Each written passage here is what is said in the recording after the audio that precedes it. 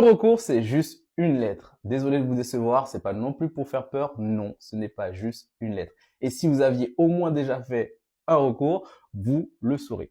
En tout cas, moi, j'en fais des dizaines et je sais un peu de quoi je vous parle. Maintenant, on va parler de la procédure. Comment se fait un recours? Pour ceux d'ailleurs qui ont fait la naturation par décret, ça se passe sur le site de la l'ANEF. Vous avez une partie où il y a un bouton, alors c'est un texte en bleu gras qui dit contester. Vous cliquez dessus, vous allez arriver sur une page qui va vous donner un petit encadré pour commencer où vous pouvez mettre justement votre lettre. Et en dessous, vous avez un espace pour mettre divers documents complémentaires. Vous allez valider cette étape. Ensuite, vous allez avoir une autre étape avec l'ensemble des documents que vous avez remis dans votre dossier initial. Vous pouvez, pour certains, le revérifier ou mettre à jour d'autres documents. En général, à ce stade-là, la préfecture, lors de l'entretien, vous a quand même demandé des documents complémentaires pour mettre à jour. Donc, normalement, tout devrait être OK à ce niveau-là. Ensuite, vous validez et là, votre recours est parti. Et donc, ça prouve tout simplement que c'est pas juste la lettre dont on a besoin également de documents complémentaires. Et pourquoi? Parce que selon moi, c'est un mini dossier qui complète votre dossier initial. Donc, ce n'est pas une simple lettre. Il ne s'agit pas d'écrire au préfet ou à l'administration de la naturation en disant oui, s'il vous plaît, veuillez, bon cœur. Non.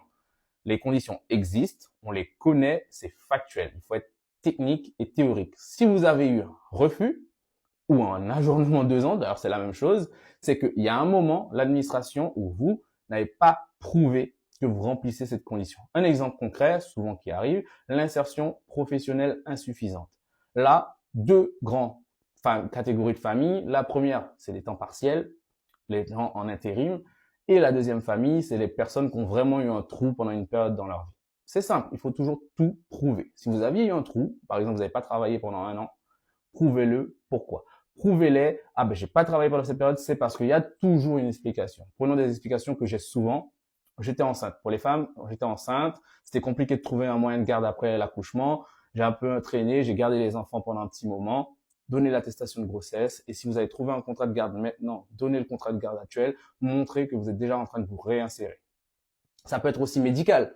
Vous avez eu un problème médical. Des fois, c'est une dépression. Les attestations médicaux. Tout, même les ordonnances, des fois, moi j'y vais, je les mets. Il n'y a pas de raison. Donc, prouvez que cette période-là, que vous aviez vraiment eu un empêchement qui vous empêchait, si je puis dire, à exercer de manière pleinement votre autonomie financière en travaillant.